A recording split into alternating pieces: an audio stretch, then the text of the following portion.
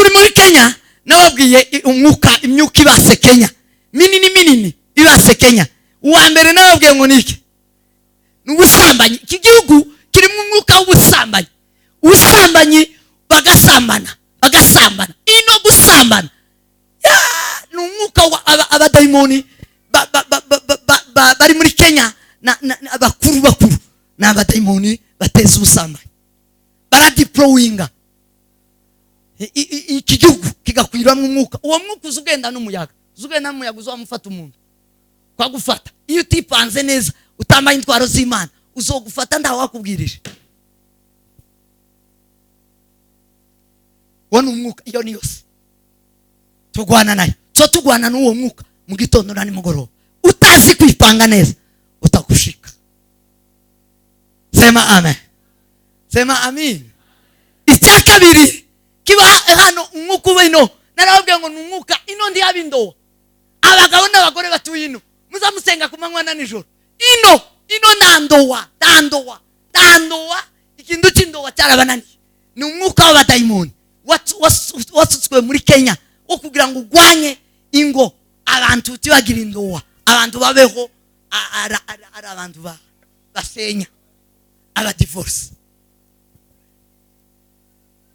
Uzosufino uri kumwe n'umugore wawe mwomatanye uzushima Imana ya Israeli. Hari imbaraga z'Imana zakugwanira, hari indwara. Sema amen. Atukuzo mukozi ayimidiyo bwana w'amabwa.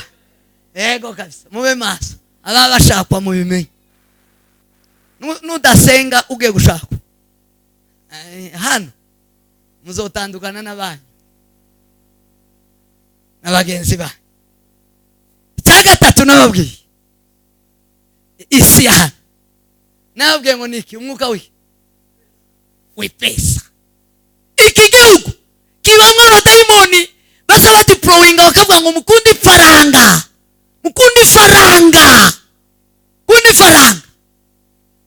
Nababwiye ngo hano biciye umuntu hano bazabakwitira igiceri cyacu kubera imbaraga z'amapepe zo gukunda ifaranga. Nababwiye ko hano umuntu asara arakora bugacya kubera umwuka w'ifaranga kandi waradufashe. Ubu nyine ko turagira abantu bakamagira amezi 6 baba mu gihugu kimwe hano bataza bataha amezi 3 atazataha 6 atazataha baba mu gihugu kimwe. Ndaba mu Rwanda ngo tuvuge ngo ari mu Rwanda ari mu kindi gihugu wenda tarese passe ta tike nicyo cyamwicaje ariko ari Mombasa ari Nakuru ari Eldoret. Mwuka w'ifaranga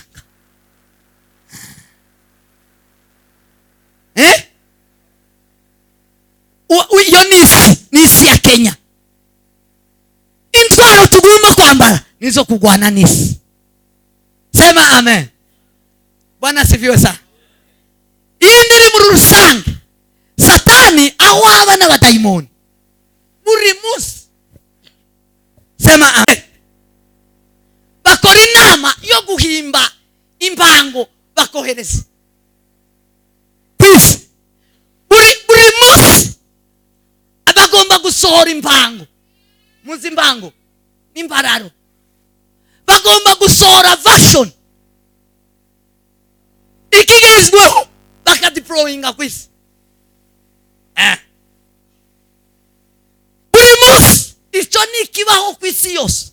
Isi yose uzakandagira wiriho ubutaka munsi y'ijuru Satani aradeployinga ikigezweho. Soma ijambo ry'Imana tudatinze. Dufite ikigwa, dufite isomo turimo twiga baduhaye muri ano masengesho. Ubutumwa bwiza Pawulo yandikiye Abaefeso igice cya nyuma cya 6 umurongo wa 11 ndageza ku wa 18. Cyo kimwe najya umuvuga butumwa umuhagarikizi yasomye, nanje nari nahateguye ariko yahasomye, ndasoma hano hasigaye.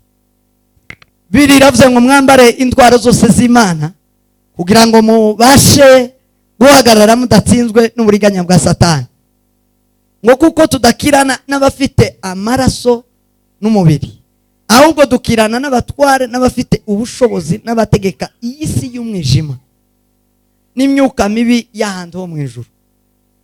Nuko rero mutware intwaro zose z'Imana kugira ngo muhagarare kugira ngo mubashe gukomera ku munsi mubi, kandi murangije byose mubashe guhagarara mudatsinzwe. Murongo wa 14, muhagarare mushikamye mukenyeye ukuri, mwambaye gukiranuka nk'icuma gikingira igituza, mukwese ingweto aribwo butumwa bwiza bw'amahoro bubiteguza. Kandi ikigeretse kuri ibyo, mutware kwizera nk'ingabo, ariko muzashoboza kuzimisha imyambi ya wa mubi yose yaka umuriro. Mwakire agakiza kababera ingofero, mwakire inkota y'umwuka ariyo jambo ry'Imana. Musengeshe umwuka iteka mu buryo bwose bwo gusenga no kwinginga, kandi kubw'ibyo mugumye rwose kuba maso, musabire abera bose. Amen. Mwakire ijambo ry'Imana. Turashimiye Imana. Sema amen. Aya magambo niyo dufite, twatangije kuganira ejo, twayasanganye itorero rya Jerusalem, kuko bagize iminsi 21 barimo basenga, bambara imbaraga z'umwuka, bambara imbaraga cyangwa intwaro zose z'Imana.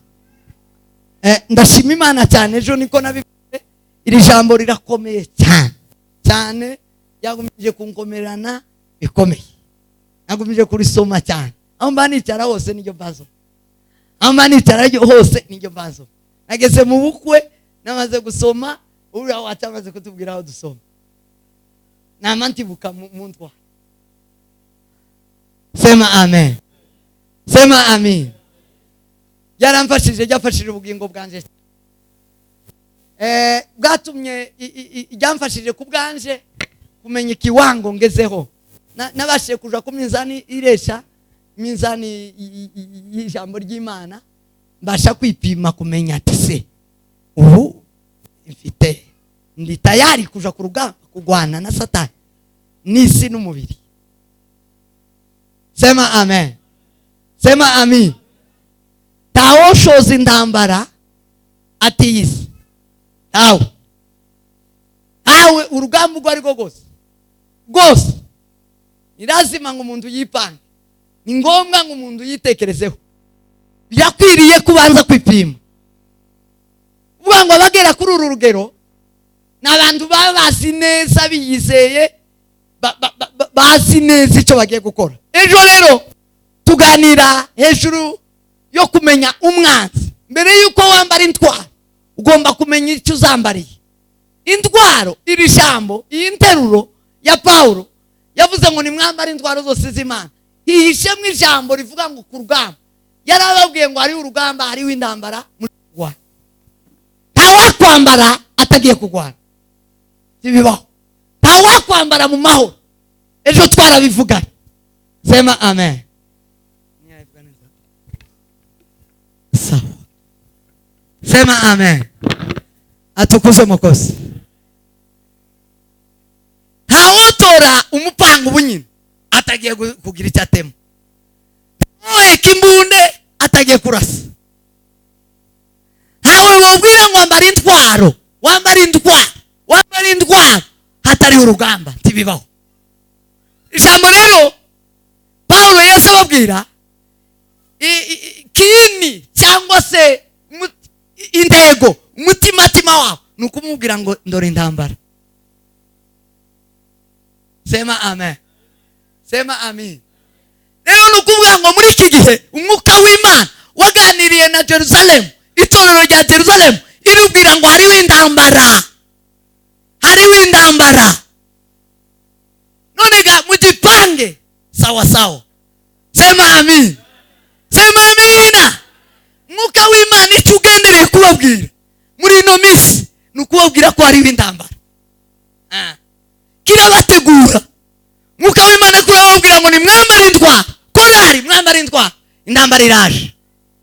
Yerusalemu mwambare intwaro, intambara ngiyi iri hano ku muryango.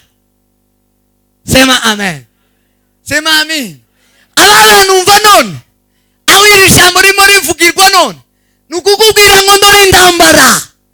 Intambara irabaye, intambara iraje. Ikibazo kibaho kigoye cyane ni umuntu kutumva ko intambara ibaye. Hari umugabo umwe n'umusirikare n'uwiriye iwacu ni mwene wacu, yatonganye n'umugore ngo batongane n'umugore gucya yinjira mu nzu asa n'uhoshoboke. Yamayinjira mu nzu yamayambara, yari umusirikare, yamayambara ikirato, yambara iteni, yamafunga ngo amarafata imunde araza agoma kutongana n'umugore. Intambara zose ni zimwe.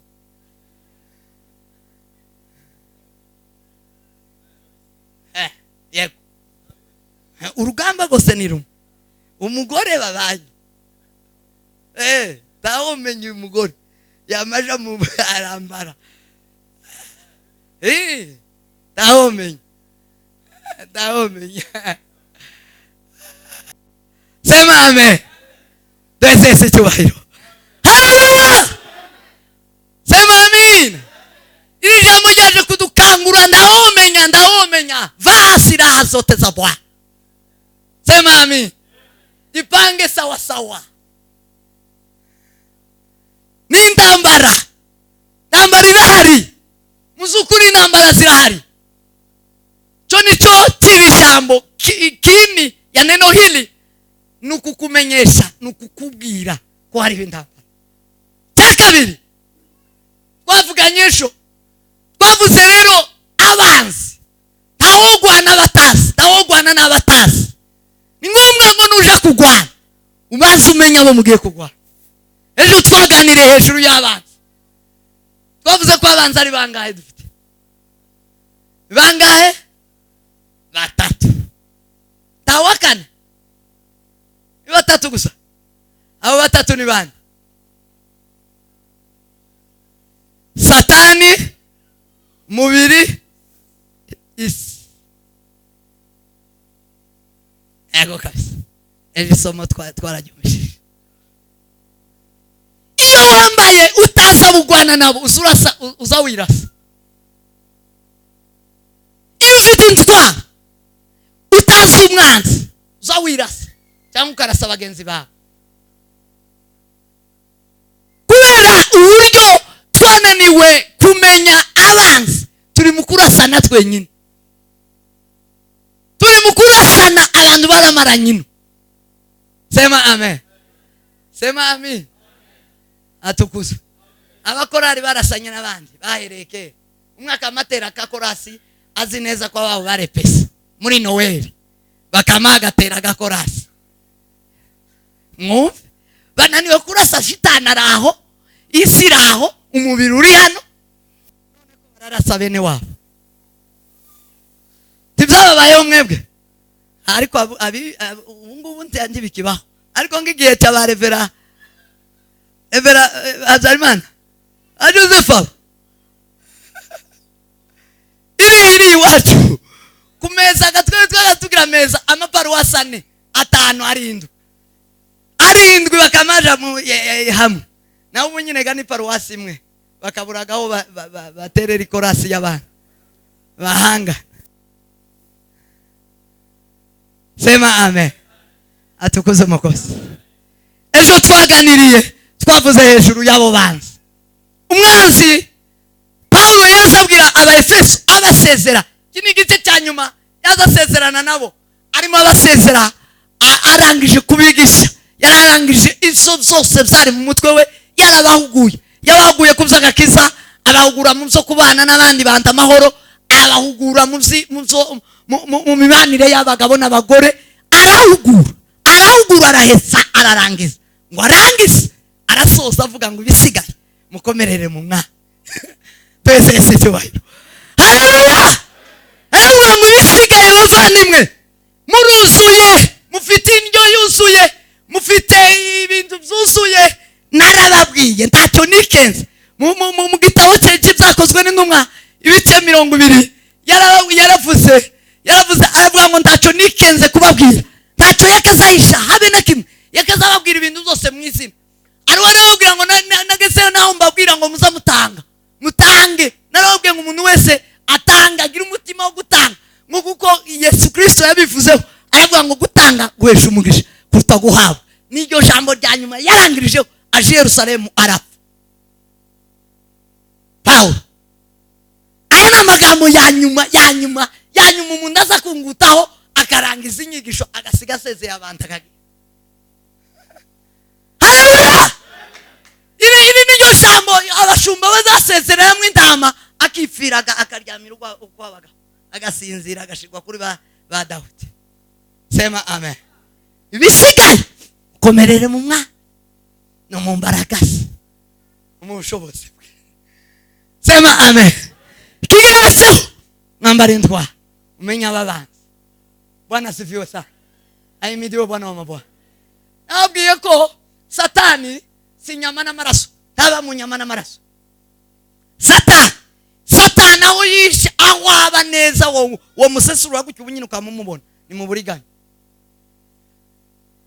Satani aza yihishe ni mu mayeri, aba mu mayeri ni waba. Utarize filozofi, udasabye Imana ngo igweze ubwenge, Satani azagukoresha urinda upfa uvi no mwisi. Satani sinjiji, Satani si umuntu sakandi wivivi, apana sajya amahembe bazabacura oyaye pi. Satani ni amayeri ni ijwi ryoroheje, ni isura nziza, ni ijwi ryumvikana ryiza riri muri logique. Sema amen. Sema amen. Tugatekereza Satani kujya bazamucura bazatubesha abana. Satani sikuri yameze. Satani na amayeri. Bwira mugenzi wangu na amayeri. Uburiga. Uone Shetani. Ninawe Shetani. Bwana sifiwe sana. Bwana tukuzwe. Hanyuma Satani igitero cye cya mbere simusiga imundagira nkuru azarasisha abakristo. Umuntu wese habe niyo yobageze hehe, habe niyo yaragurutse akagera mu ijuru rya gatatu nga Paulo, habe niyo yaravuye mu ijuru ng'umwana w'Imana. Satani ibomba ryiwe tiyoshigwa tarirashu wabonye, ni ibomba rimwe gusagira simusika. Ni mu bitekerezo. Bwira mugenzi wangu ni bitekerezo na hazarasa.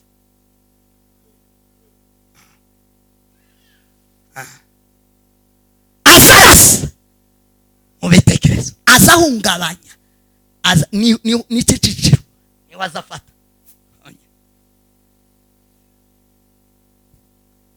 Sema amen. Bwana sifiwe sana. Ibomba ryiwe niriya mu bitekerezo, mu bwenge nibwo azarasa, niyo azatera. Ibomba ryiwe rya nyuma riba Mose ahura na Kristo umwana w'Imana ihoraho, niyo yamurasishije. Ntabwo yigeze amuteza indwara, ndigeze amutega ngo yikubite hasi. Oya, yamwegera mu ijwi aramuganiriza muri logique, mu bintu bisiguritse byumvikana bifatika, mu bwenge, mu bwongo. Bwira mugenzi wangu mu bwongo, byumvikana mu bwongo no mu bwenge. Arambwira baraganira, arambwira ngo urashonje, ugize iminsi 40 utarya n'amajoro 40, uko nukuri kuzuye. Cyo ni kinyoma. Zo tubisoma muri Bibiliya. Icyari kinyoma Yesu sawa. Akurikijeho ko gakaraganiza ibitekerezo. Ubwenge buraswa bubero habonekeho logique, habonekeho umurongo mnyawo ubwenge kame. Sema amen. Sema amen. Sema amen. Aramubwiye ati aho none kushonje. Ikigeretseho cya kabiri iryo yakurikijeho, uri umwana w'Imana wavuye mu ijuru. ibyo si byarukuri cyangwa byarukuri bwuzuye ubwenge ntibuzakiriye uko ngo tibwumva ukuvuga ngo ubwenge araburezonye kera burakunze cyo ni naco nukuri kuzuye aha none kuri umwana w'Imana Imana data ubushobozi igira n'imbaraga zayo n'umwana wayo no guhindura ibintu guhindura byose ni kinyoma Imana ndizindura Imana ndifite ubushobozi n'ubasha bwo guhindura icyo nacyo niki nukuri okay none kwivyo ubifite kuragenda witega gute uraribwa n'inzara umanuke wike ujiriya mu mwana ari uje gufunguza uri umwana w'Imana hindura ibuye mutima urye sema amen hindura iki numara ninde wohishura uburiganya bura abo twizera uburiganya buri arakantu jaka uburiganya bwa Satani buri kumubi ngako papa ngako haguruka mukoma amashimwe mukoma ama oromuga Doze situbayiro haleluya sema amina Satani nazakubwira ibinyoma byose no jamais ntazabisha ariko azarobeka icyo azarobeka niki azashaka ngo akuganza gutegeka atarakurema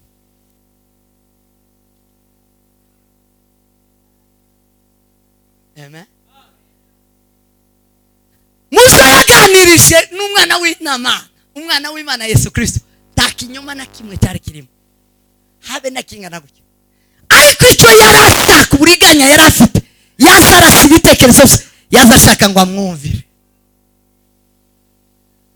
kandi wibuke neza ntabwo guhindura umutima ari icyaha kurya ni icyaha bene da si icyaha cyo gituma abantu benshi bazi ngo gusambana nibwo nicyo cyaha no gusambana n'imbuto bwira mugenzi wangu n'imbuto kuroga n'imbuto abagabo n'abagore n'abakobwa n'abahungu bafite ibirozi kira ni igiti cyakuze cya Satani kirakura Satani yarabacishije ahabacisha arabayobora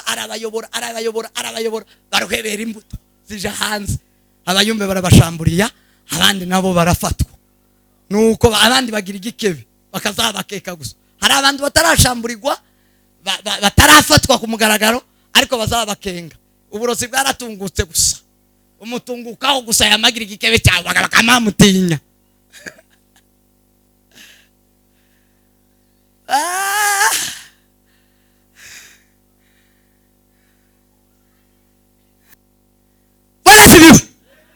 atukuza amakosa ayimidiwe bana amabwa tuweze sijiwa haleluya atukuza amakosa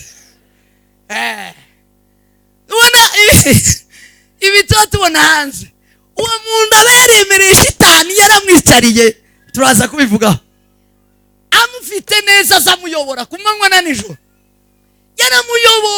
yaramuyobora ruhe neza aramuhurutsa yamuyoboye shitani azashangwa kuyoborere gusa mudukomero agakomero ntikagira umweyo se muzi umweyo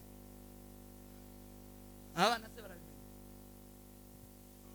hanyuma shitani amayeri yiwe nayo kukuyobora uburiganya bwe nubwo kugira ngo akuyobore numwumvira habe niyo cyo bari ukuri ariko ukamwumvira umemwasi ubaye umwanzi w'Imana sema amen Satani azakuyobora mu cyiza kimwe kigaragara kiri logique akuyobore muri bitatu muri bine akuganisha ku rupfu akugeziriya neza namara kukigeziriya agukoresha ibindi byose nico gihe bazabera imbuto ntabwo kwera imbuto ari wa munsi yagiye oya ibi tubona inyuma si wa munsi yabikoze yaramaranye iminsi na shitani ariko amuyobora sema amen. Uburiganya bwa Satani ni ukukuyobora. Satani nakuyobora uzaba ubaye umwanzi w'Imana. Satani nakuganza uzaba ubaye umwanzi w'Imana. Sema amen. Ako nasize ejo nshaka kubabwira kuri Satani. Isi twayivuzeho ejo. Isi twayivuzeho kwigira umwuka. Buri si yose, buri gihugu cyose kigira umwuka ukibase wa Satani. Daimoni, Satani agira abadaimoni adiployinga, akawa diployinga mu gihugu. Buri gihugu cyose kigira imyuka ya. Kigira imyuka ikibase. Iyo ni yose. Sema amen. Sema amin.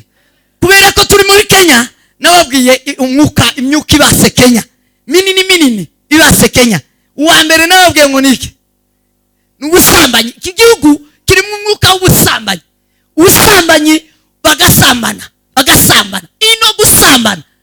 Ya, n'umwuka abadaimoni bari muri Kenya na abakuru n'abadaimoni bateza ubusambanyi.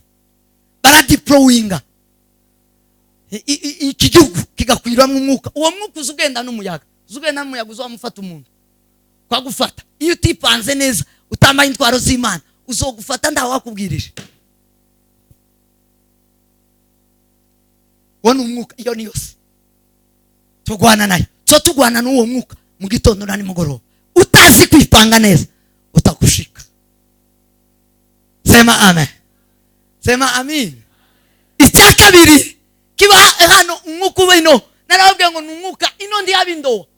Abagabo n'abagore batuye ino. Muzamusenga ku manywa na nijoro. Ino nandowa. Ikintu cy'indowa cyarabananiye. Ni umwuka w'abadaimoni. Wasutswe muri Kenya wo kugira ngo ugwanye ingo abantu tibagira indowa. Abantu babeho ari abantu basenya. Aba divorce.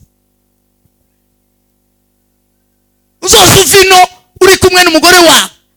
Mwomatanye. Uzushima Imana ya Israel. Hari imbaraga z'Imana zakugwanira.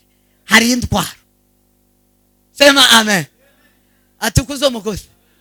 Ayimidiyo bwana wa mabwa. Ego kabisa. Mube maso. Ababashakwa mu bimenye. Nudasenga ugiye gushakwa. Hano muzotandukana n'abantu. N'abagenzi ba. Cya gatatu nababwiye. Isi ya. Nababwiye ngo niki umwuka w'ipesa. Iki gihugu kibamwe abadaimoni basa badiployinga bakavuga ngo mukundi faranga.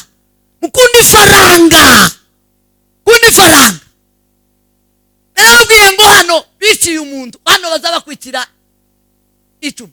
Igiteri cyacu. Kubera imbaraga z'amapepo zo gukunda ifaranga. Nababwiye ko hano umuntu asarara akora bugaca kubera umwuka w'ifaranga. Kandi waradufashe. Ubu nyine ko turagira abantu bakamagira amezi 6 baba mu gihugu kimwe hano bataza bataha. Amezi 3 atazataha. 6 atazataha. Baba mu gihugu kimwe. Ndaba mu Rwanda. Ngo tuvuge ngo ari mu Rwanda, ari mu kindi gihugu wenda, tarese pase, tike, nico cyamwicaje. Ariko ari Mombasa, ari Nakuru, ari Eldoret. Mwuka w'ifaranga.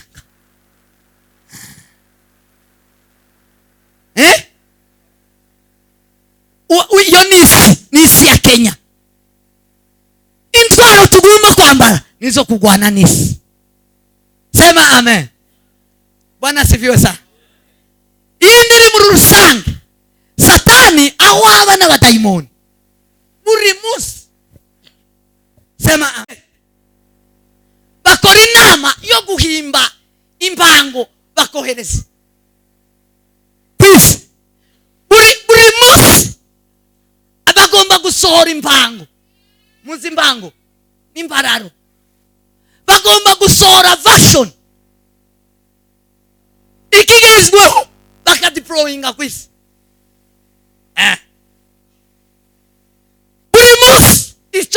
kubaho ku isi yose uzakandagiraho iriho ubutaka munsi y'ijuru, Satani aradipolowinga ikigezweho. Arohereza version, arohereza imbango yamikwira. Haje imbango yo kwambara guta amasogesi, wese turayata. Korari zose zamazita amasogesi. Haje imbango zo kwambara kavoka, korari zose zambara kavoka. Kwazugira ngo hano haba amazi bazabavogera, habikime. Haje imbango y'amapataratisi, urimo kugira ngo abakobwa none n'ibindi bintu.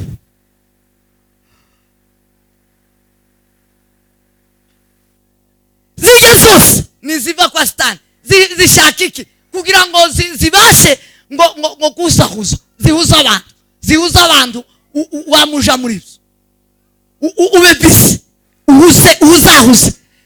Hari ijambo Dawudi yavuze riteye ubwoba amaze gutahura ibiba mu isi, ibyo Satani adipolowinga ku isi. Aravuga ngo munyigishe kubara iminsi yanjye ngo bitume ntunga umutima w'ubwenge. Iyi minsi irimo utagize ubwenge, irimo ibisuyaza, irimo ibigusuyaza, irimo ibikurangaza, irimo ibigutesha iby'agaciro, ikazikuzanira ibintu biri hafi. Iyo ni yose. Sema amen. Sema amin. Atukuze umukozi. Ahimidiwe Bwana wa mabwana. Iyo ni isi. Imitwaro tugiye kwambara nizo kugwana n'ibyo. Nizo kugwana n'ibyo. Ugwane na version. Mugwane nayo. Sema amen. Gusonesha ukageza ugwane nabyo. Abamama bari mu gusonesha bakageza bakama batagashora. Iyo wadodesha wageza iyo wambaye agashora, sivyo ukunda agashora kama gasiga abayishe style. Icyatumye aba yakuye kiraka tiyoshira wagashora ibigezweho. Iyo nisi, iyo niyo bazabitisi. Sema amen. Sema amin. Atukuze umukozi. Hanyuma rero twaganiriye umubiri ni irari. Umubiri aho uzosanga ni irari. Umubiri ni irari. Kubona abandi ukazuvuga ngo abandi. Umugabo azayamabwira umugore ngo abandi, umugore akabwira umugabo ngo abandi. Ikanisa rikabwira irindi ngo abandi. Rikaza rivugana hano, mukaza mwamuvugana ngo abandi. Ngo ririze. Ngo dora abandi. Oraho bageze irari. Umubiri ni irari. Irari ry'amaso, irari ry'umubiri, ubusambanyi naho buzabuza ni umubiri ni irari. Umubiri wose ni irari. Izo nizo Paulo yabwiye abakristo b'Efeso, arababwira ngo ibi ari byo mwambarira sino ntwara, mugwane nibi. Sema amen. Sema amin. Mugwane nivyo. Sema amen. Gwane n'umubiri wakikishe kwirari rivuyemo, ugiye gukora ibintu biri kugihe, ibintu biri ngombwa, ibintu bitari irari. Sema amen. Ugwane n'iyisi, icyaduse cyose urase ugwane naco, ukivemo kitakwandusha. Sema amen. Gwane na Satani uburiganya, uvuge ngo tuzontegeka jende uw'Imana, jende uwa Data. Sema amen. Sema amin. Sema amina. Sasa numvira Imana. Sasa numvira Yesu. Sasa numvira igitabo. Atukuze umugozi. Ahimidiwe Bwana wa mabwana. Yaza musubiza akamubwira ngo biranditse. Bivuga ngo ndanyobowe na Bibiliya. Yesu yaje ayobowe na Bibiliya. kandi avuye mu ijuru. Nganzwe twebwe hari abakristo batayobowe na Bibiliya ngo bayobowe n'abahanuzi. Muno barimo ushira amaboko hejuru mbarebe muranze sawa. Kutagira Bibiliya ugira iki? Sabanuzi ugira?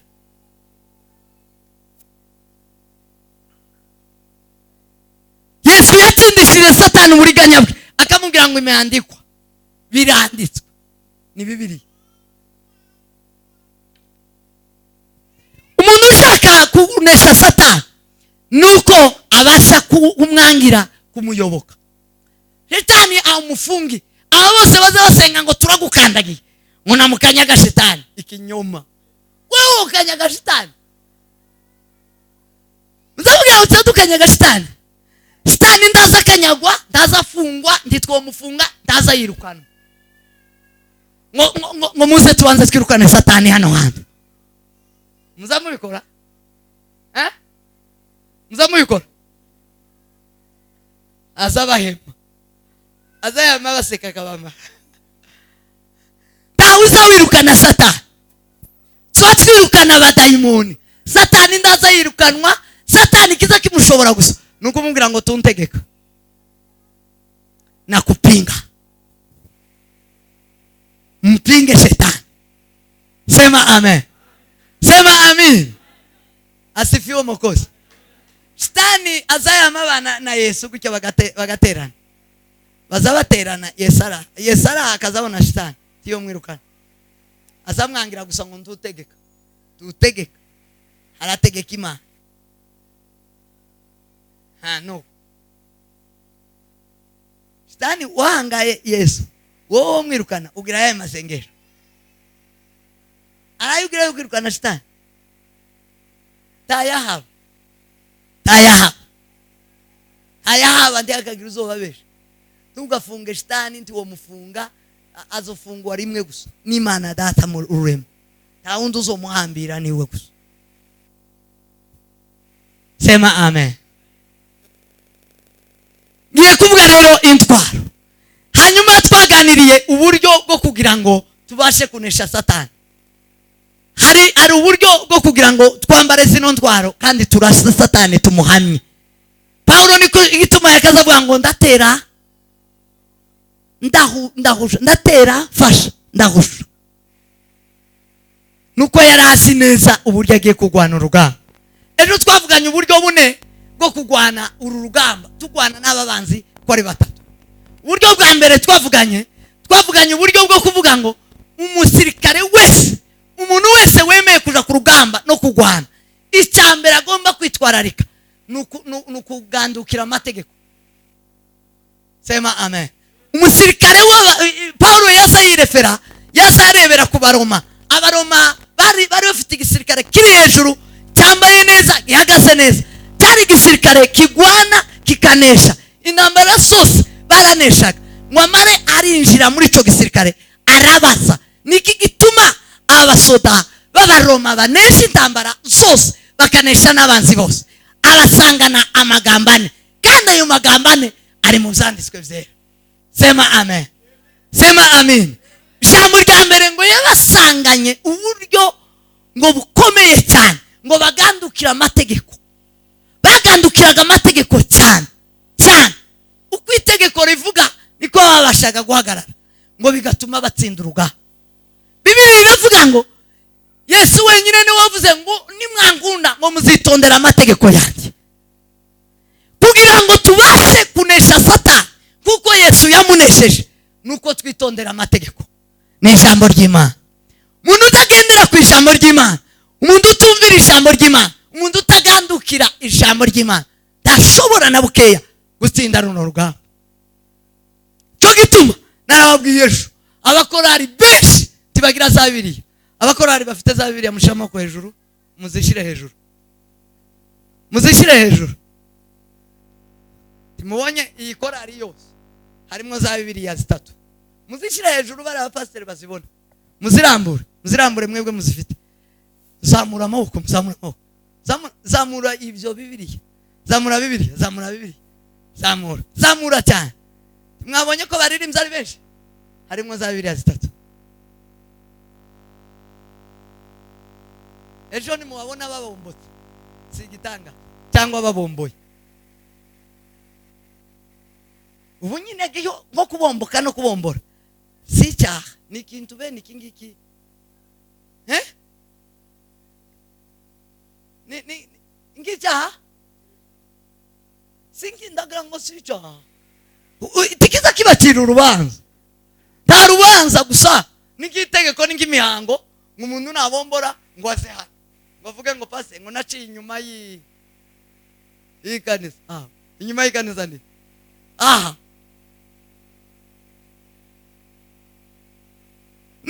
n'ikintu kitaza kibacira urubanza pi bonesha gutisa tiwonesha isi. Umwuka wo kubombora warateye n'isi iriya n'isi yinjiye mu rusengero. Tiboyinesha batagira Bibiliya, timwoyinesha ba mama, mwoyinesha namwe ba papa mworo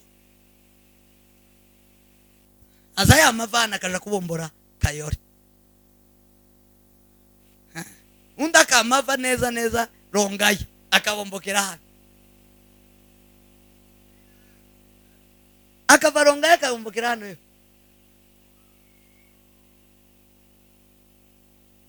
Yonesha gute? Yogwana gute niyo se yadutse? Yoyinesha gute? Taza yumvira amategeko. Icyakabira abaroma bagiraga ngo bagiraga imyitozo idahishira, ngo bahoraga mu makosa training. Ta musirikare abene data babayosoda nanje nabanye nabo abasoda bahora mu makosa, ariko abakirisitu bafite abo banzi baruta bino tibaza baba mu makosa. Nta maseminari y'abaririmbyi tugira imisi yose wanabahamagara tiboza bazatsinda gute? Kwiga ijambo ry'Imana nibyo biza bituma dutsinda. Kwitoza mu by'umwuka, Pawulo aravuga ngo mwitoze mu by'umwuka kuko nibyo bifite umumaro wo muri iki gihe no mu gihe kizaza. Tibaza bitoza ku by'umwuka, iby'umwuka barabyitoza. Uru rugendo tubamwe ruja mu ijuru baragwitoza. Ubukirisitu bazabwitoza abavandi. Tiwovuka mu gitondo ngo ubuzukane ntibibaho. Tiwona buvukana, nta mugabo uzovyara umukirisitu, nta mugore uzovyara umukirisitu, habe niyo bazikaza bakamera gute. Nta mugabo n'umugore bazavyara umukirisitu, tibibaho. Tabo dutarame dusenge dukora iki nituzara tuzara umuntu Adamu kugezaho azinjira muri kose, akinjira mu budisipure, akinjira mu bunyeshuri, mu bigishwa, akiga akagira kose yo kumenya agatsinda Satani. Tabo Kristo buvukana tabo cyo gituma bose tibagira aho bahuriye na Kristo kubera bazavuga ngo barabuvukanye. Abanyamurenge imwe ba mbere ngo mwavukanye ubukristo ngo bonse amashereka nabase bakama bashigikira banyina ngo naramuraranye gutya kugakubu. Twari tugiraga kubu iwacu, aba bose bajyamye kugakubu. Nyina wuyu akazajana gakubo mu ikanisa, akajana abanga bari batoya akabarambika kugakubo tugatara.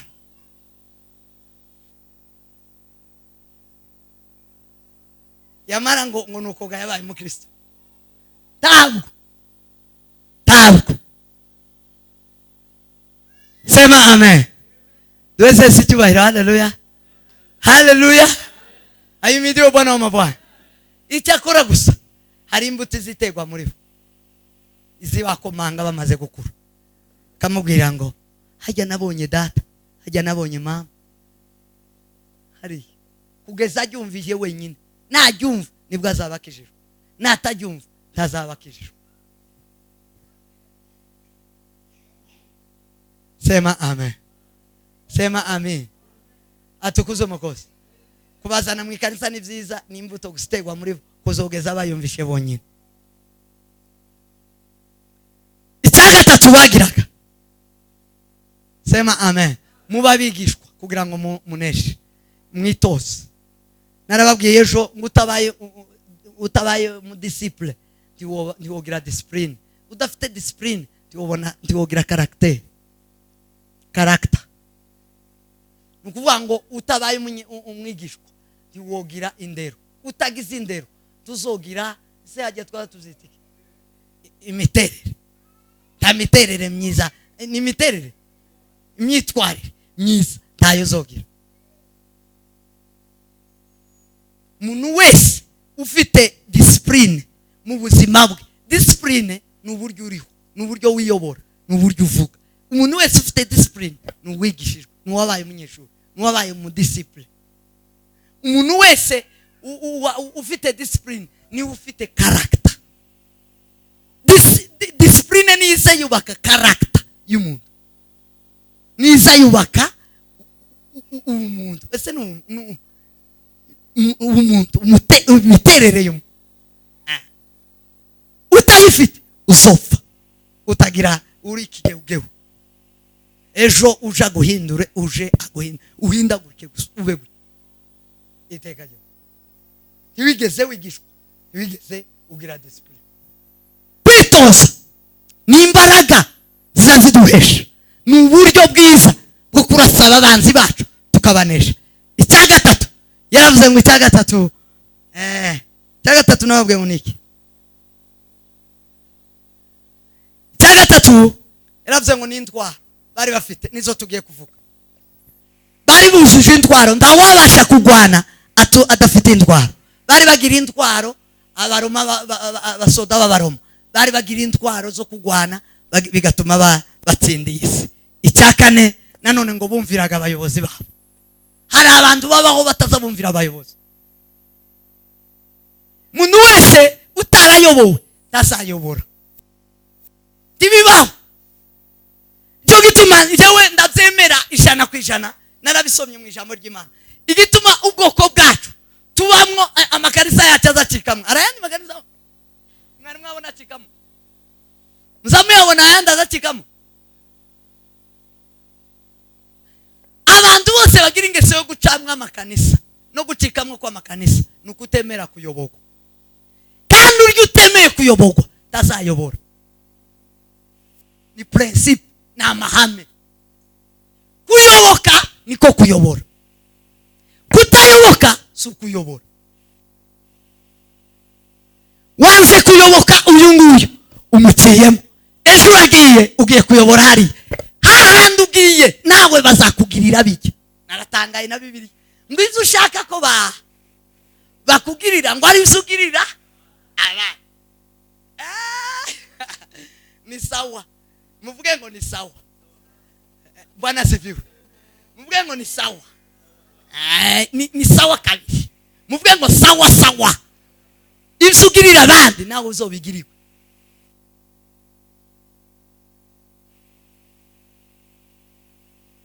Atukoze amakosa.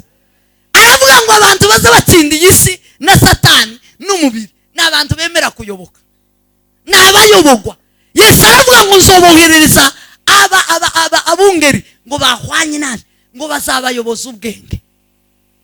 Imana irashobora kuguheza ukuyobora kugira ngo ubashe gutsinda yose ukamwanga. Wamwanga ikagutsinda, Satani akagutsinda, umubiri ukagutsinda, ukazapfuta ageze mu ijuru.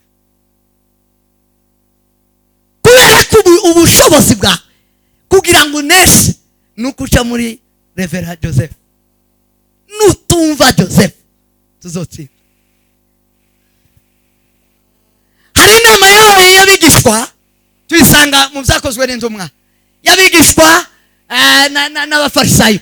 Inama imaze guterana hari umugabo bita Gamariyeli. Yari umukuru w'abafarisayo, yari umwarimu mukuru ukomeye cyane. Ni ngayo yari kaminuza ikomeye mu gihe cyake. Sema amen.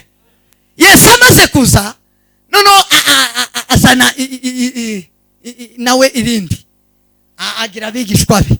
Maze kugira abigishwa be nono abigishwa bigiye kwa Gamariyeli. Abigishwa ba Gamariyeli bakibona kura nibo bari bagwiriye mu Afarisayo n'abasadukayo na abantu benshi n'abanditsi. Hanyuma noneho bakora inama. Abafarisayo bamaze gukora inama baravuga ngo babashe gufata intumwa za Yesu bazifate, bazice, bazifunge, bazikureho. Iri dini ry'inzaduka bazanye rizime rikugweho. Hanyuma bakoze inama, bakora inama, noneho bavuga amakuru, bavuga ibiri mu kuba mu intumwa zirimo zikora. Hanyuma Gamariyeli, sema amen, vuga ngo Gamariyeli abwira abafarisayo, arabwira mureke mbagira inama, arabwira ngo iyi mitwe yose iri mu kwaduka, muzi uwa mbere waradutse hano, abantu barawukurikira ngo buce nyina warapfa, ngo apfe uburashize. Uwa kabiri nawe waraduka ngo buce urashira. None amakuru muvuze y'intumwa uko nyumvishije, mureke kugwana n'abo abantu, mubareke abantu mutaza kugwana n'Imana. Niba mutaza kugwanya Imana, niba ari inzaduka, mubizireke, ibi bizashira. Ibirayi icyanejeje iyo nama igituma izinezeza, abafarisayo bose bamavuga ngo sawa, twemeye umuyobozi wacu, iyo avuze abavuze, nta wundi twokwemera atari Gamariyeli, ngo bamwumvire gutyo. Mu bafarisayo barakijijwe icyo gihe, imbaraga z'Imana ziraza mu ntumwa, intumwa zivuga ubutumwa, abafarisayo barakizwa, ba Sawuli barakijijwe. Kubera kumvira umuyobozi harimo ipursanisi zigufasha gutsinda uriya mwanzi. Sema amen. Iyo niyo miyoboro ine gusa abagiye kugwana n'abo banzi bazabacamo, nta wundi muyoboro. Nutifashisha iyi miyoboro, nutinjira muri iyo miyoboro, intwaro ngiye kukubwira ntacyo zizokumarira.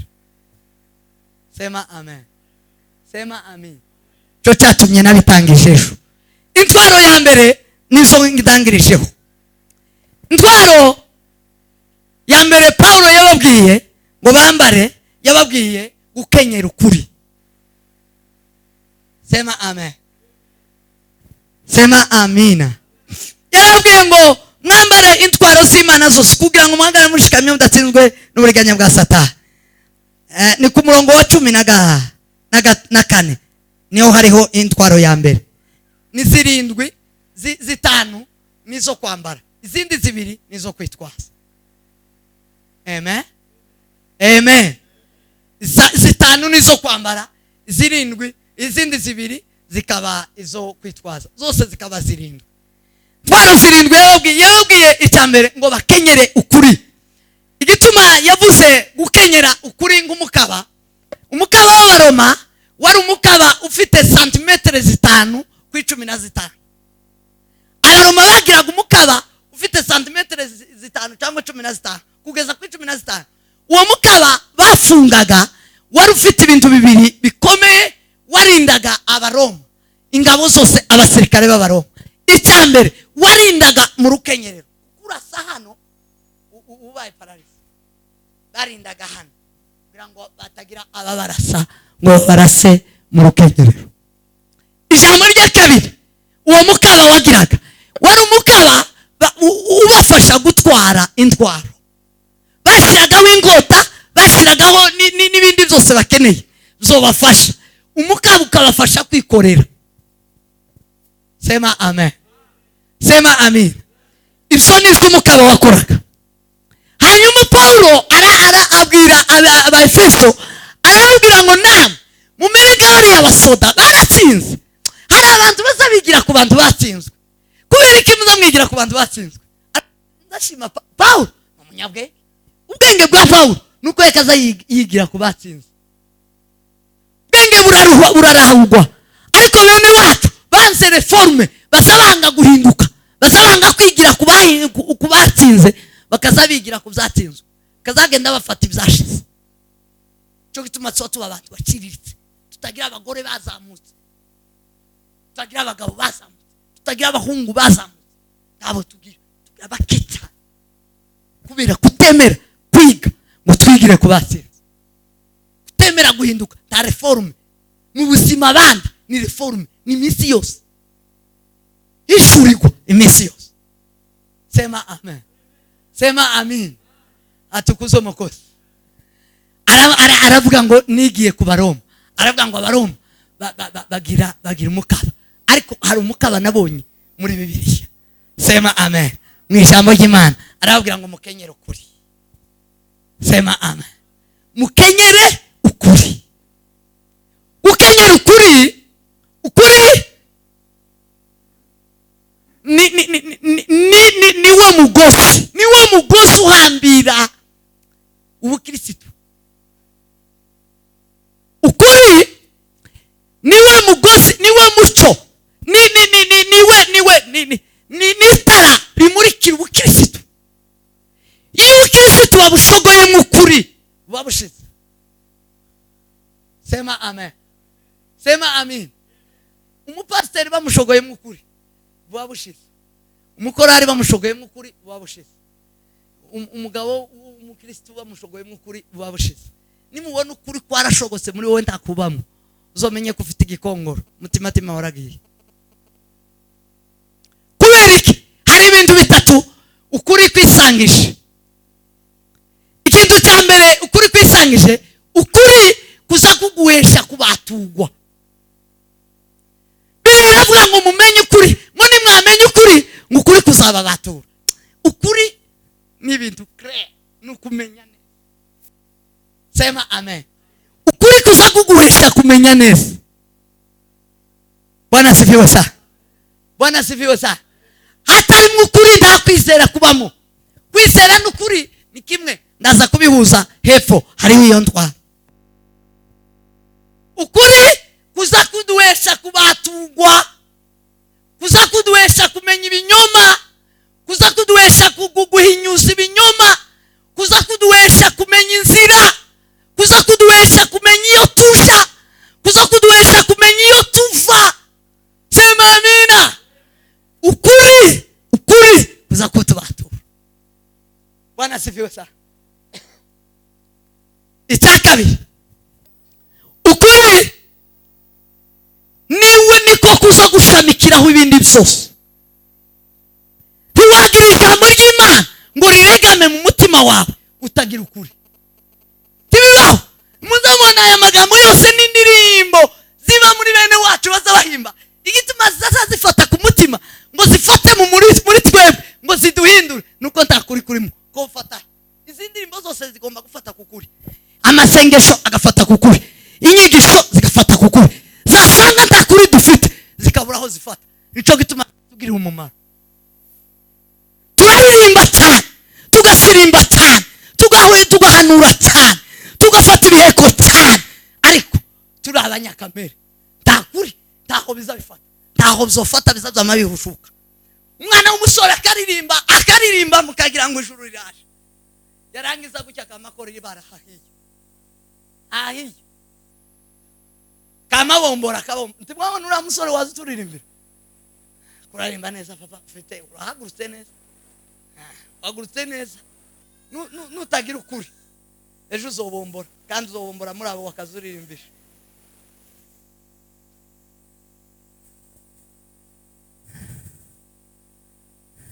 Kandi sazo umutuma cyangwa revera we amubwira cyangwa pastor ubwira ati sesha wabomboye runaka, babaye ninga kuvugira ngo ushake umugabo kamaguruka cyangwa nyina umwana ngo wagiye kubombora, kumubwira ngo aje gushaka genda ubombore runaka. Kubera indirimbo yaririmbye, imbaraga zose yakoresheje zabuze aho zifata. Kuri niho bizabifata. N'izindi intwaro tugira, intwaro yo kuririmba Isaya mifata, intwaro yo gusoma ijambo ry'Imana, yo kubwiriza ikamifata, intwaro yo gusenga ikamifata. Wow, bigafata kukuri. Ukamusanga umuntu yagumije uko yumva, uko aririmba, uko ataramye, niko azamuka mu bwiza, niko agumiza kuba mwiza, niko agumiza kuja mu bundi buntu. ni ukubera ukuri. Sema amen. Sema amin. Atukuzwe Mwokozi. Ahimidiwe Bwana wa mabwana. Ikindi kandi ukuri ikindi kugira imbaraga zidasanzwe tikuza kwimikwa. Amujyango za wimira ukuri. Target yo mwisi niyo mwijuru izihagarara imbere y'ukuri. Ukuri kuza kuvugumiza kukabukuri. Sema amen. Kiguhinduka. Umuntu ufite ukuri wese tazahinduka. Asagera Nairobi akaba umukristo, akagera muri Australia akaba umukristo, akaja imwenga iriya neza iriya abajenesi babica abantu neza gutyo ntagwane n'abajenesi tabatuke akamabana nabo bakaza batera gahunga akava mu mugudu umwe akaja mu wundi, akava mu wundi akaja mu wundi. N'umukristo afite ukuri asa umukristo umwirabura agasa n'umukristo umuzungu, agasa n'umukristo umubembe, agasa n'umukristo umunyindo, agasa n'umukristo wiriya abakristo bose ni bamwe. Umukristo uri mu Buraya n'umukristo uriya abatwa ni bamwe, kuko bose ikibagize ni ukuri ni Kristo. Vuga ngo ukuri ni Kristo. Sema amen. Sema amina. Abantu batagira ukuri Bibiliya zibavugaho ikabatindaho cyane. Abanyabinyoma aho dutandukaniye, Kristo ni ukuri, Satani ni kinyoma, ni se w'ibinyoma. Azazara ibinyoma ni ugira ibinyoma byose. Ni kinyoma ubwiwe akaroha kakibyara. Niko Bibiliya zivuga. Ni se w'ibinyoma. Ni kinyoma akaroha kakibyara. Yesu nawe ni ukuri. Nabiwe bose bambaye ukuri, bakenyeye ukuri. Intwaro y'ukuri. Jerusalem mu mwambara intwaro y'ukuri, mukenyera ukuri, mukenyera ukuri. Niwe nzi indirimbo zose, ibi byose bitangaza n'amasengesho, ibintu byose zakorewe ino niho bizofata. Muzigita umuntu Imana iri kumukorera ibitangaza ntibifate tiyishime ndanezegwe, nta kuri kuba muri yakenyeye kuri zofata. Azavuga ngo uriya gusi igitangaza cy'Imana, nguzi Imana yamukora ibyo yakoze iwabo iwe ndabizi zofata. Bavandi mutagize ukuri, icyo Imana yakoze cyose, icyakoretse cyose mu nzu y'Imana ntaho kiza gifata muri wowe.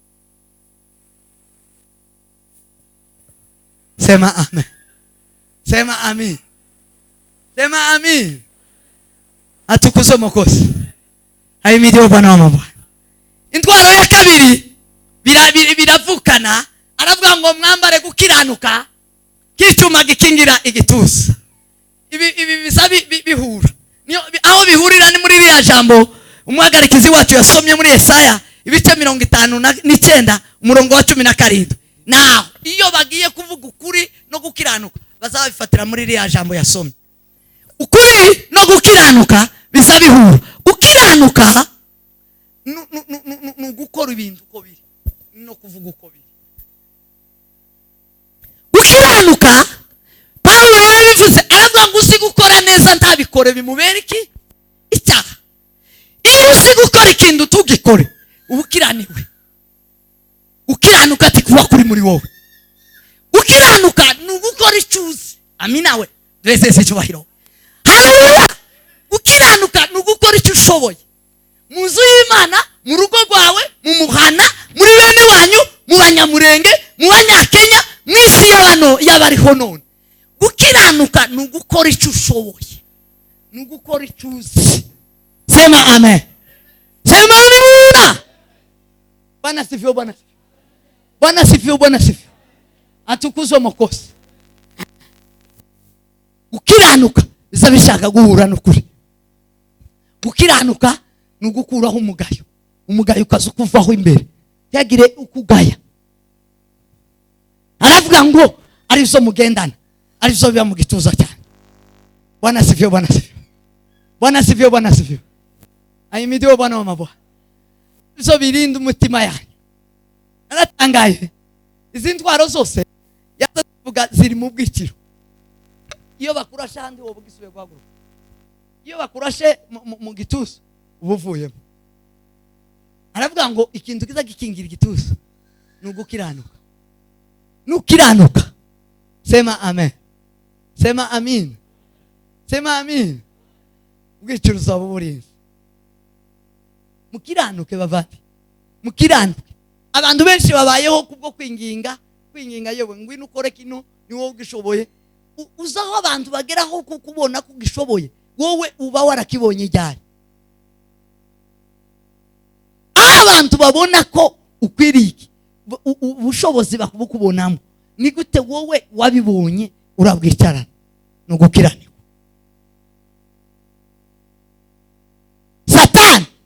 Satani n'isi n'umubiri naho iyo utarinze uhagaze mu gukiranuka ibikurasha.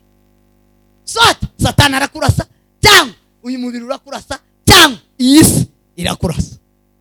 Cyo gituma benshi isi yarabarashe, abacuranzi beza tibagicurangira hano bagiye gucurangira ifaranga. Wa mwuka wo muri Kenya tiba bagicurange wabo. Ise na nyina no kumubwira kuba mu ikanisa bakabwira umwana ngo genda wowe uje gucurangira hanze, uje gushaka ifaranga. Mwana akaja gushaka ifaranga. Nawe no kubabwira ngo simba muri akanisa ryanyu ndacho bimva ubushobozi mfite sinobura nari ahubwo ngiye kubucuruza. Bakamaja gucuruza. Abaririmbyi nuko baragi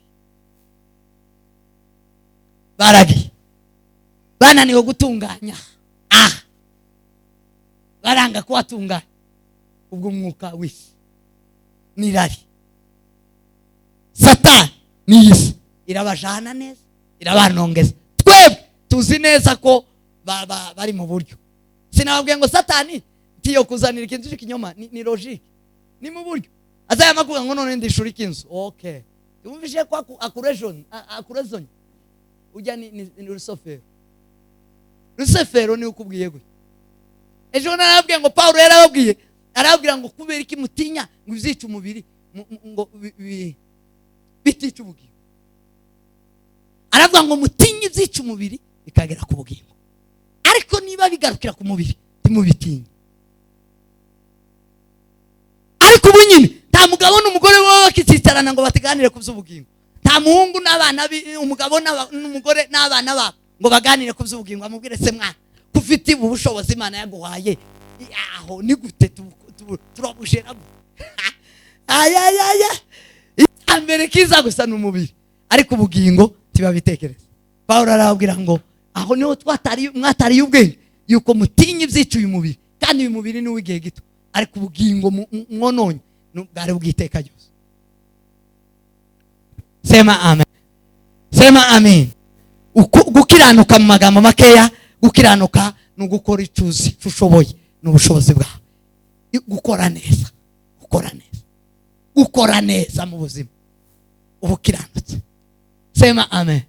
Hari abantu baza banga gukubura abagore babanye n'abandi mu gipango, akamayanga gukubura igipango ngo bagisangiye n'abandi bose. Kamusanga igipango gifite ubucafu ariko amazu yose arera.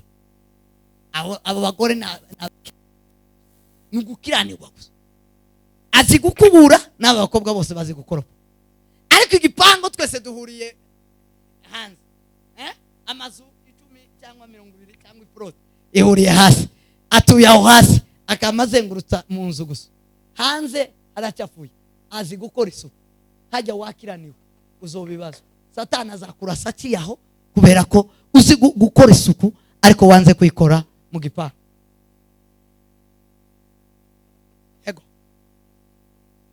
Yego. Sema amen. Atukuze mukozi. Ayimidiyo Bwana wa mabwana. Iyo tuzi gukora neza, iyo dukoze iki ngiki, reka ngivuga akandi kajambo kamwe ndangise. Gukiranuka, icyiza cyo gukiranuka ni ntwaro ikingira igituza, idukingira kuri iyi myambi yose ya Satani, kugwana na Satani n'isi n'umubiri. Icya kabiri, iyi ntwaro nivuga butumwa. Icya kabiri nivuga butumwa. Iyo kubuye 3-4 mu gipangu kirimo abandi bagore n'abandi bagabo baza bavuga ngo ese uyu mwana niki, uyu mudamu niki, uyu muntu ateye gute. Ukabura bigishije, ukabigishije isuku, ukabigishije guca bugufi, ukabigishije kutikunda, bakabasha gukora, ukavuza ubutumwa. Sema amen. Intwaro ya gatatu, iya gatatu arababwira ngo mukwesa ingweto, siyo tugezeho, mukwesa ingweto aribwo butumwa bwiza. Ingweto z'Abanyisiraheli, ingweto abantu bazi ngo ingweto no kurimba, bazi ingweto gituma twambare urukwa ikirato no kugira ngo turinde ikirenge. Urukweto impamvu yago no kurinda ikirenge kidasitara kidakomereka. Arababwira ngo bene data, kugira ngo mutazakomereka, kugira ngo utazakomeretswa n'uwanyu mwene data, hano abadukomeretsa baruzuye. Sema amen, sema amin. Ariko ngo nimwumva ijambo ry'Imana, nimwagenda n'ijambo ry'Imana, ngo bizotuma udakomoreka. Abantu bishwe n'ibisebe z'umutima, ibisebe. Mwene data aragiye nange kumubwira, yarabana na Revera Musore, nange kumubaza ngo senta bisebe ufite, none aragiye kwagiye gute, agenda ageza ngaba azi bisebe bya pasiteri se aziduke ene twasagutse. Bwana asifiwe, asifiwe sana. Mbaezi muti wisebe, mbaezi muti okudakomereka ni bibiri. Aravuga ngo mukwesa inkweto aribwo butumwa bwiza, mugira ubutumwa bwiza udakoze isoni, ari imbaraga y'Imana.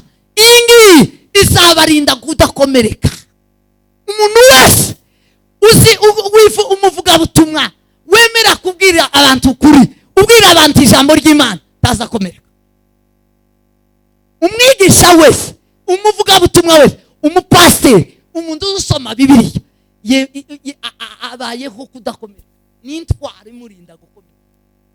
Nta gisebe agomba, ntacyo gute akagira igisebe gute. Yesu arababwira ngo abantu nibabanga muzomenye ko arinje babanjije. Ubwo ubutumwa bwiza, ubwo ni ubutumwa bwiza. Nibabanga takibaye, tagishasha kibaye, tagishasha kibaye. Yesu yasizabivuze, ni ubutumwa bwiza. Sema amen. Buturinda gukomereka. Iyi ni intwaro. Satani yabonye warakomeretse, iyo ukomeretse azayishima, aba yagushoboye. Satani arashaka ngo adukomeretse, tugende turi inkomere. Ni mu binkomere azabona uburyo abatsinda. Iyi inkweto, kwambara inkweto, inkweto ni ubutumwa bwiza. Ubutumwa bwiza nubwo kuturinda gukomereka. Sema amen. Umuntu wese umuvuga butumwa, umuntu wese wakiriye Yesu nk'umwami n'umukiza, n'umuvuga butumwa, n'umukozi w'Imana, ugenda na Bibiliya, tazakomereka. Kandi umuntu udakomeretse Satani ntazamushobora, yaramunaniwe. Satani umuntu wamuhebesheje wa mbere n'uwatuka ntamusubiza. Igitangaza n'uwakubita agahindura umusaya. Yesu yaravuze ngo nibabakubita muhindura undi, n'uwanyaga akamuheza n'umwitero. Azamunyaga umwitero akamuheza n'ikanzu. Abo bantu bashoboye Satani, baramushobeye, isi irabayoberwa, irabananira. Kubera iki? Tibaza bemera gukomera, tibaza bemera gukomera. Sema amen. Atukuzwe mukose. Umunsi namenye rino jambo, nahisemo kubabarira. Sinza ndega umuntu, sinomurega, titwokurugana nawe ngo ngureke. Kovugana uwanga kumva icyo ushaka nkagikora. Kama nguheze icyo icyanje, nakubwiye iki ni cyanje uranze, ubwo wanze kijana.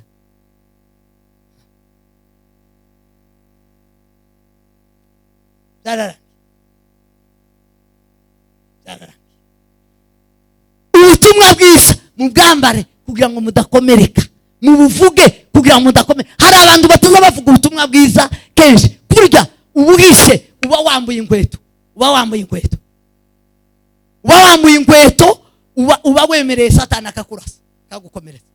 Nugera iriya mu kazi uzababwire ngo ndumuvuga butumwa, uba wirinze.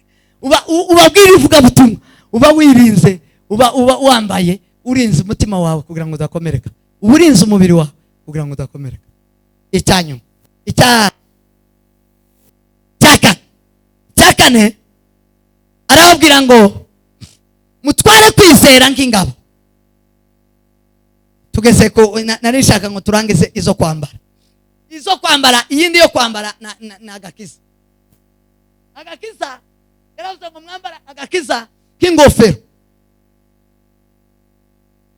Ndarangiza, iyi niyo ya nyuma yo kwambara.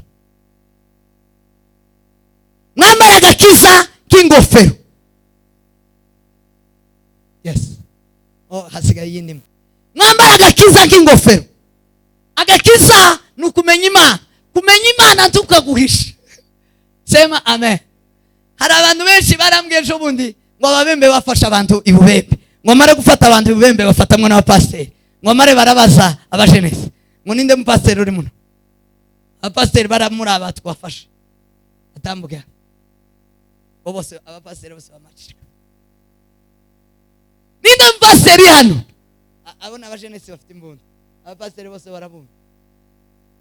Ngo baracece. Uyu mwana ntituzi kuba mwapasiteri. Abapasiteri bagiye. Abafasha abantu abapasiteri barasigara. Ubupasiteri bari babuhishe. Umugabo mwavamwo nimba ari sibitani. Gafara. Baravuga ngo jewe ndumupastori. Tambuka uvuga ijambo rimwe. Ose. Yarasenze. Araguruka arasenga. Kiriya kintu yakoze. Cyo bari cyo Imana yabakirisha. Iriya ni intwaro. Sema amen. Agakiza ni ingofero n'intwaro. Nukukavuga. Nukubwira abantu ko nakijijwe. Jewe ndi wa Yesu, ndi w'Imana. Ndi w'Imana. Abari mu isi bose, Satani n'abadayimoni n'isi n'umubiri, aba bose ibyo bitero byose tutugwana nabyo bizi neza agakiza. Iyo uvuze ngo nje ndi umukristo narakijijwe, bihita bihunga byigirayo. Agakiza mukajane kabi ingofero. Ingofero ni ku mutwe. Ingofero y'Abaroma yamurindaga ngo gukubita umutwe hasi, gukomereka mu mutwe ni bibi. Niyo hahandi nababwiye ngo Satani arasa mu bitekerezo. Iyo ufite agakiza Satani ndaza kurasa. Sema amen. Sema amen. Ingofero yarindaga kuraswa ko mu mutwe. Aho hose nababwiye nahantu y'ubwikiro. Abantu barashwe ibirenge, barashwe mu gikenyerero, barashwe mu gituza, barashwe mu mutwe. Izo ntwaro naho zazira. Sema amen. Sema amen. Aramubwira ngo mwebwe mwambare ingofero iba agakiza. Agakiza kandi ndikihishe mukanamuze, mwanamuze. Cyo gituma Yesu, Paulo, Yesaya, Bibiri ivuga, umwanditsi yanditse aravuga ngo uzugenda ku manywa habona usezere. Usezere nukizwa, usezere. Usezere bene wanyu mwakoranaga bupagani, ubasezere ku manywa ngo ugende habona. Sema amen. Agakiza ugashire kabe ku mutwe, kabe ingofero. Ukubona wese akubone mu Imana. Yesu niko yababwiye, arabwira ngo mubi muco wabari mwisi, abakubona bose bakubone mu Imana. Sema amen. Nigihe agakiza wakageze ingofero, niho kaza kaboneka. Ukubonye wese akavuga ngo warakishijwe. Sema amen. Agakiza katurinda tugiza imbaraga z'umwijima, kaza gatutandukanya n'abandi. Bazavuga ngo nimuze mugure. Bibiri itubwira mukristo, igitabo cya mukristo, ngo mukristo ageze mu isoko y'imbura mumaro, ngo ageze baramubwira ngo se uragura iki? Arababwira ngo twe turagura ukuri. Ngo kujya yaravuze, yaratekanye ngo nje ndi umukristo, hano niki twogura? Babura icyo bagura, baravuga ngo niba ari ukuri takurema hano, ikuza kurema muri iyi soko. Niba ari agakiza, abakristo tibaza bagera saba hano, muba abakristo. Sema amen. Sema amin. Agakiza kanyu mugagishire ku ngofero. Abakobwa bogira agakiza kakaba ku mutwe, tawo kubwira ngo mubomboke. Mugira abasore ku mutwe, nta mukobwa wopatanisha ngo akubwire ngo mubomboke. Tibiba yapatanye n'umukirisitu yo mubwira iryo jambo se tiyo propose ta propose yo bamwe iyo udeklara iyo uvuga kuri umukristo hari bita kugeraho ta propose bagupropose. Sema amen. iya nyuma yo kwambara aravuga ngo musengeshe umwuka iteka mu buryo bwose bwo gusenga. Abandimwe gusenga n'intwaro umuntu azayambara. Amasengesho isenga aja mu mubiri, aja mu mubiri wawe wose. Iyo dusenga ajya amasengesho cyo dusenga azaja mu mubiri ni energy ni intunga mubiri n'abasirikare b'umubiri. Amasengesho n'abasirikare b'umubiri. Umuntu usenga wese usengera mu kuri no mu mwuka, usengera mu mwuka, abo nibo data azashaka ko bamusenga. Abo bantu iyo bamusenze Imana imanura imbaraga mu mibiri yabo. Hari indwara zitaza zibakoraho, indwara z'abanyegiputa, indwara z'abapagani, indwara z'abadayimoni ziza zibafata, ziza zibegera, tibibaho. Sema amen. Sema amen. Nukuvuga ngo ni imbaraga. Amasengesho ni imbaraga z'umubiri w'umukristo. Nico gituma muzamubona abakristo benshi bagira itoto. Umuntu wese wasenze, umuntu wese waramije Imana, wasengeye mu kuri no mu mwuka, akaramya Imana, agahimbaza Imana, tazasaza vuba, azasazana itoto. Ngo bazasazana itoto n'amakakama n'amasengesho. Amasengesho ni imbaraga, ni iminite umuntu agira mu mubiri wiwe. Sema amen. Ikamurinda bira bitero zose. Umubiri usuva mwirari satani akakubura kubera ko uri muri ufite antibar aza kurasa taza gufatisha. Amasengesho yabaye antibar. Sema amen. Isi ikazi kakubura wibera mu masengesho, umefunikwa. Bwana asifiwe sana, atukuze mukozi. Hanyuma akaba intwaro zibiri zo kwitwaza. Indwaro ya mbere yo kwitwaza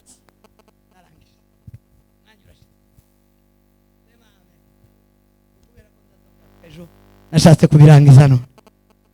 Indwara ya mbere yo kwitwaza nabivuze kubugufita n'ukwizera. Aravuga ngo mwakire kwizera ukuba intwaro muzimisha ya myambi. Kwizera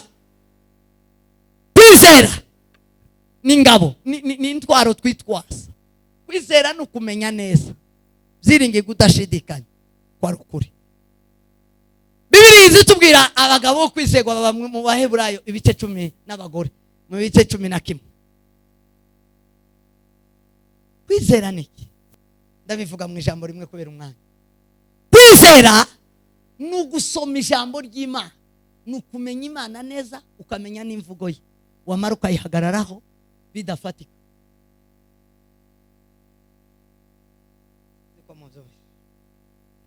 Kama heza urugero, Abrahamu amaze kubyara Isaka, amaze kumurera, bishimye, barasohorejwe isezerano, bari kumwe na Sara, barishima, babona ivyo Imana yakoze. Imana iganiriza umutima wa Abrahamu, iramubwira ngo fata Isaka uje kumuntambira. Isaka kubera kumva Imana, kubera kwizera Imana, yizera Imana, tiyatekereza kugisha inama Sara, tiyatekereza kugisha inama umuhungu we yaragiye gutaha. Aravuga ngo ubwo ari Imana ibivuze ni perfect, ta wundi wosubiramo tahandi. Sema amen. Tazo kubaza bene wacu, tazo kubaza ngo ese ndagenda gute, cyangwa ndavuga gute, cyangwa ndakora gute. Zarangiye yamafata Abrahamu yamamuja. Abrahamu afata Isaka aramujana kumutaha. Nguko ko kwizera ibintu by'Imana mu bisangiye n'umugore n'umwana bazagukurikira. Sema amen. Sema amen. Mu bisangiye na bene wanyu bazagukurikira. Ibatagukurikira kwizera igituma ari intwaro yabera. Azayumva Imana kamagera, azayumva Yesu Kristo agakora ibyayo, atitaye ngo bene wabo bavandimwe be ngo baravuga ngo ndaki Imana bazashira ku meza tacu. Bibiliya siyo kwizera zararangiye. Sema amen. ijambo ry'Imana niryo kwizerwa gusa ukarishira mu bikorwa, riruzuye si iryo kuja inama. Ikanisa tabaza baje inama ngo baje ku ikanisa, ni twebwe n'abanyamurenge babigira. Tabaza baje inama ngo bafungure ikanisa, ni twe. Ndaho biba. Tawuzi wamagara base wabona n'abanyirarume ngo tuje inama dufungure ikanisa, uzokora iki? Taho ni muri mwebwe. Icyo gituma yananiranye gufata. Sema amen. Amen. Iki gitabo kirahagije, kirimo ubushobozi n'imbaraga zose zo kubasha sema amen. Sema amin. Kwizera niko kuza gukingura ijuru ukabona umwami Imana. Niko kwakinguriye Stefano abona Yesu iburyo bw'Imana. Nukwizera. Yatekereje Imana, yatekereje Yesu Kristo, aramwizera ngo mwizera ijuru ryakinguka. Ngo rikinguke yamamurangiza. Ngo nguri ibona azantekereza we. Yamavuga ngo Mana bababarire kuko batazi icyo bakoze. Kwizera nicyo tsoturambikaho tukagendera. Niyo abera baza bakandagira. Niyo abera baza bagenda batera intambwe. Niyo abana b'Imana bava. Icyakabiri, ingota ya kabiri yo kwitwaza ni ijambo ry'Imana. Aravuga ngo mwitwaze inkota y'umwuka, ari ryo jambo ry'Imana. Jambo ry'Imana. Jambo ry'Imana ni inkota. Niyo twabivuze kare. Jambo ry'Imana ni inkota kuko ariyo tuzimisha imyambi yose. Yesu yagwanishije ijambo gusa kurinda ava mu isi. Ijambo gusa. Satani yakazana ibitanditswe, yakazana ibyanditswe ashaka kubigoreka, akabigarura. Yasubirishije abafarisayo ijambo. Yarababwiye, baramuzaniye baramubwira ngo umugabo n'umugore niki cyo batandukanya, ko Mose yavuze ngo babe bafite urwandiko. Arababwira ngo nimwe mwananiranye. Uhereye mbere na mbere Bibiliya iravuga ngo Imana yaremye abantu babiri, irema umugabo n'umugore, ngo kandi babane karamata, bombi babe akaramata, bomatane. N'ibyanditswe. Yesu yaje yuzuza ibyanditswe gusa, yuzuza iby'Imana. Ijambo gutsinda Satani ubwiwe uretse iyi si, uretse amapepo, uretse uyu mubiri. Ingota tuba tujana iruhande rwa Satani ni ijambo ry'Imana. Nta yindi. Satani tiwo mukangisha amasengesho tibikunda. Satani tiwo mukangisha indirimbo ngo niyo wa mbere kuririmba. Satani tiwo mukangisha kubyina gutese. Satani icyo aza uzimukangisha kwamutsinda no kuba wuzuye ijambo ry'Imana. Cyo gituma Paulo yavuze ngo ijambo ry'Imana ribe ryinshi, ngo rigwije ubwe. Kuko Satani aturasa mu bwenge. Tugwana na Satani mu bwenge. Aravuga ngo mugire ijambo ry'Imana ribazanira ubwenge. Mugire ubwenge bw'Imana kubw'ijambo ry'Imana. Inkota y'umwuka zo dutsindisha Satani ni ijambo ry'Imana. Mwakire intwaro zose z'Imana, muhagarare mudatsinzwe n'umuriganya bwa Satani. Izo nizo ntwaro Paulo yabwiye Abaefeso. Izo nizo ntwaro abakristo bakwiye kuba bafite kugira ngo baneshe iyi si. Muzambare, muve hasi gira dusenge. Kadusenge twinginga Imana itwambike izo ntwaro. Twinginga Imana iduheshe dutware izo ntwaro. Mugendane kwizera bavandimwe, kandi mugendane ijambo ry'Imana k'inkota y'umwuka. Abari mu gusiga Bibiliya timuyizi, timuzi kino gitabo, timuzi kino gitabo. Yaba mwakimenyaga mwamukijana mu masakoshi y'ibyashara, muri bag, mu gikapo kirimo matiriyo, ukamurobekamwo Bibiliya. Wagera ahantu mu gicucu hajya ugiye kurya, ugiye kunywa, ukaba ngoso ugasoma umurongo, ugasoma ugatekera. Nuko iminsi yose Satani mwomunesheje. Sema amen. Sema amin. Ufite inkota y'umwuka. Inkota y'umwuka. Umwuka suko uvuga ngo sizaruka, suko kubita inzungu ibomoke. Umwuka w'Imana ni ijambo ry'Imana. Yesu ni umwuka, Imana ni umwuka, ni ijambo. Ijambo ni Imana, ijambo ni Yesu Kristo, ijambo ni umwuka. iyo dufite umwuka tuba turi kumwe n'Imana Data n'Umwana n'Umwuka wera. Iyo dufite ijambo tuba turi abana b'Imana buzuye.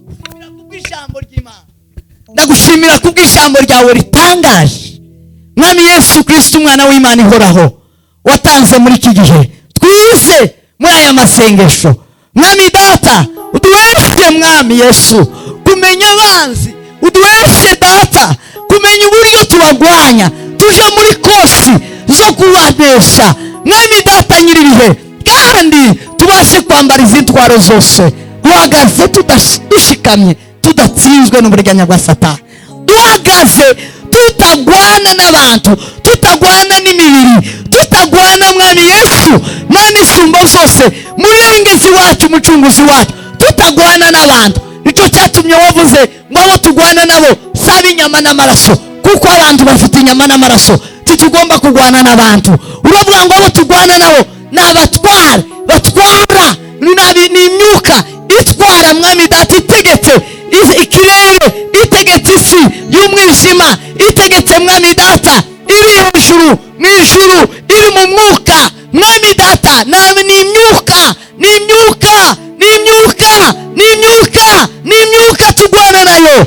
Data menyesha abo bose bashe kumenya ko tutagwana n'inyama n'amaraso, kandi abafite inyama n'amaraso ni abantu nkatwe, kugira ngo Mwami Data dukureyo inkota, dukureyo kurasana nabo, maze turasane Mwami Data nyiribihe ni imyuka itera abantu, ariwe Satani Mwami Data gitare gikomeye. Wewe Israeli nasaba Mwami Data nitwambike izi ntwaro zose z'Imana, kugira ngo duhagarare dushikamye Data, twambara izo kwambara, twitwaza izo kwitwaza, tugendane kwizera, kwizera kurenza aya maso, kurenza isi ya none, kurenge Mwami Data, kurenga umubiri. Nicyo gihe Mwami Data abafite uko kwizera ngo bazabwira bazatumirwa n'urupfu, ngo bakagira ibyishimo, urupfu ruzabagusha, ibyago byaba byinshi, ngo bakanezerwa mu byago, bakanezerwa mu rupfu, bakanezerwa mu bibazo.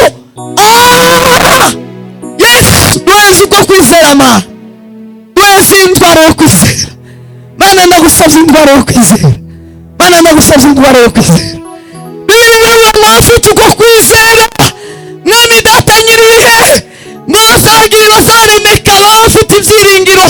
Hari ibyiringiro biba mu mitima yabo, hari ibyiringiro biba ku gitsi cy'umutima, ngo bizabahuza gushinyiriza, ngo bigatuma bihangana, bakihanganira ibibagerageza, ngo kuko amaso yabo azapenetra, akarenga umubiri, akarenga isi, akarenga processes, akarenga akamenengana, akarenga mu bwami bwo mu ijuru, akabona Imana Data, akabona n'umwana w'umwicaye mu buryo bwa se, ari we Yesu Kristo umucunguzi wacu.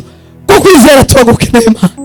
Mwami Data, tukiri muri uno mubiri, tukiri muri ino si, tukiri aha, dukeneye inkota y'umwuka, ariryo jambo ry'Imana. Mwami Yesu riduhesha gupinga Satani, riduhesha kuzingura amayeri yiwe, uburiganya bwiwe, tukabuzingura nka kujya Yesu wazinguye wari uri kumwe na Petero wakundaga. Petero wari warahishuriwe Imana, aravuga ngo uri Kristo umwana w'Imana ihoraho.